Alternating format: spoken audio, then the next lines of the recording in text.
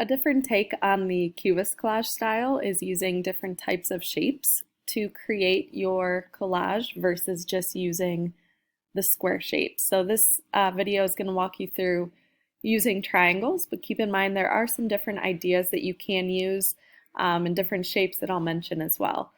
But to get started with this sort of technique, open up an image that has the entire photo that you're going to collage as the starting point.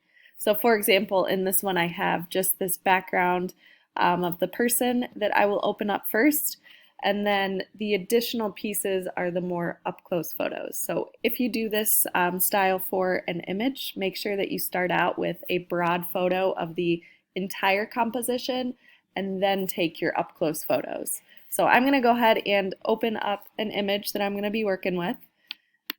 So File, Open. And then after that, you're going to place the individual photos. So again, you just want to start with the one original photo that you want to work with. So I'm going to open a photo here. And I already have one image placed, so I'm going to delete that for right now. But once you have your photo opened, I'm going to go to File and then Place Linked and find where you have all of your collage photos or the up-close images saved. So I'm going to go ahead and just open a picture that I want to work with. And you can change the size of it, but for now I'm just going to place it. And then on the left side of your tool panel, find the Polygonal Lasso tool, which is hidden under the Lasso tool if you click and hold that down. So I'm just going to choose that second option. And then on top of this photo, I'm going to outline what I want the shape to look like. So I'm just going to make a triangle here. But again, you can create different shapes. It doesn't necessarily have to be a triangle. You could maybe outline some sort of interesting design with this that you want to work with. But it does help to keep it consistent within all of the pieces that you're creating. That way there's not too much going on when you create your collage. So definitely try to keep it consistent. So for now I'm just going to do triangles.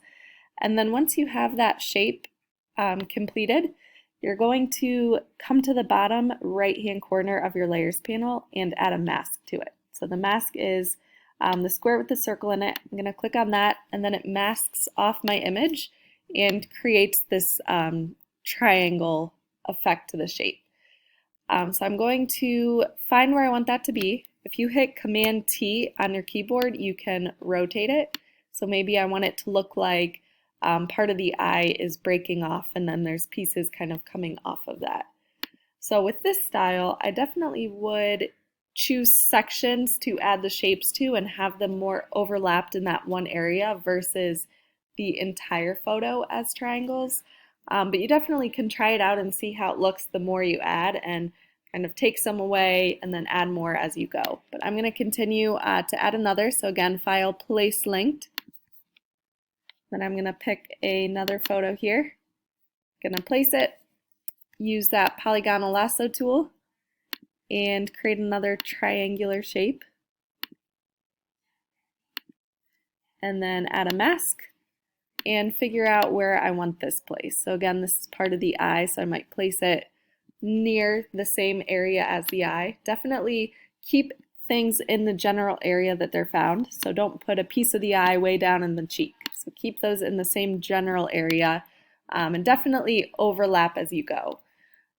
With this style, another thing that works well, since the triangles might get kind of blended, is adding a drop shadow and a stroke or a border around your shapes. So to do that, I'm going to double click off to the right here. And I'm going to click on drop shadow. You can see it right away added a little bit of a shadow. But you can play around with how you want yours to look. So opacity, you can maybe make it a little bit darker. You can change the angle of it by rotating the circle here. Distance, maybe make it more spread out. But this is something to play around with to, again, kind of define the edges of your shapes. So I would play around with the stroke as well. So I clicked on stroke, and then you can change the size and opacity, but I'll hit OK. And then I'm just going to double click on my other one as well, add a drop shadow, and add a stroke. It will keep your settings consistent with what you previously had. But go ahead and play around with this. I'm going to jump back to the other example that I have with these different shapes. So you can see how when they're placed, they all overlap. I have most of the forehead and hair kind of added in here. I changed up the size of some of the triangles, so some are a lot longer. Also think about the direction of these shapes.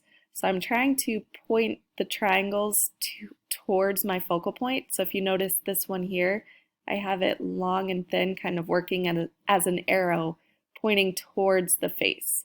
So play around with the placement. If you look in the bottom right hand corner here, I also made these triangles look like they're getting smaller or breaking apart. So to do that, as you maybe spread out your triangles or move further out from the focal point, maybe make those triangles start to slowly get smaller and then are spread further and further apart. Could be something interesting to play around with as well. Last thing that you can play around with for some of your shapes is the opacity and the blending modes. So if you play around with the opacities and it's affecting this triangle here, you could get some different types of overlap. These blending modes will all do something different for your picture, so maybe you want some to stand out as brighter colors or have different overlays. So that's something to play around with as well. And then when you're finished, make sure you add a layer at the top for your levels and your curves. And just make sure they're on the top in your layers panel so that those levels and curves will edit everything underneath your layers.